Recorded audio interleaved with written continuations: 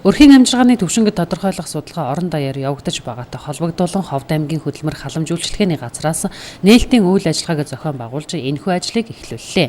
Уг арга хэмжээнд аймгийн засаг даргын орлогч Уран Чимэг, аймгийн иргэдийн төлөөлөгчдийн хурлын төлөөлөгч Батэрдэн Болор цэцэг, цагдаагийн газрын дарга, цагдаагийн дэд хурандаа Мөнхөлд, Жаргалан сумын засаг дарга бөгөөд Ховд хотын захирагч Гандан Поврон, хөдөлмөр халамжуулалтын газрын дарга Бэлэг Дэмбэрлэл нар оролцлоо.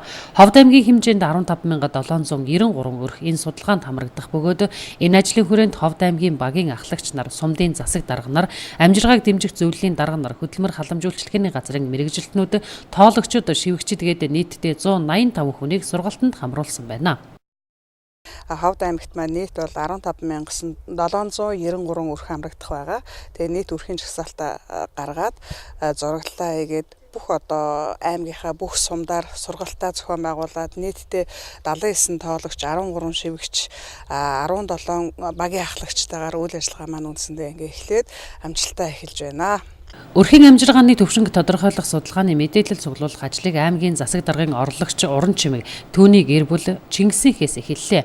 Ховд аймгийн зарим сумууд газар зүйн байрлалын хувьд төвөөсөө аслагдсан, нөгөө талаар цас ихтэй цаг агарын хүндрэлд бэрхшээл гарч болзошгүй учраас энэхүү эрсдлийг тооцсон ажлаа төлөвлөсөн байна. Эхний ээлжинд бол бас цасцууд багтаа байгаа багуудынхаа тоолгыг эхний ээлжинд хийгээ явж байна. Тэгээд тэрний дараагаар бол ер нь цаг агаарын ерөнхий төлөв байдлыг бас аймгийн хэмжээнд ажлын хэсэг зохион байгуулагдаад тэр ажлын хэсэгт маань бас цагуур орчны шинжилгээний газрын хан орсон учраас тэндээс өдөр тутамдаа мэдээлэл аваад явж байна. Тэгэхээр энэ 4 сарын 9-ний өдрийг дуустал бол ерөнхийдөө цаг агаарын байдал тогтун бас дулаарах шинжтэй байгаа учраас энэ хүндрэлүүд бас бага гарах байхаа гэж ингэж бодож байна. Өрхийн амжиргааны түвшинг тодорхойлох судалгааны мэдээлэл цуглуулах ажил эхлэхтэй холбогдуулан нийгмийн хамгаалалт хөдөлмөрийн сайдын өгсөн зөвлөмжийн дагуу аймгийн засаг даргаар ахлуулсан амжиргааны түвшинг тодорхойлох судалгааг аймгийн хэмжээнд зохион байгуулах, арга зүйгээр хангах, дэмжлэг үзүүлэх, хяналт тавих ажлын хэсэг байгуулагдан ажиллаж байна.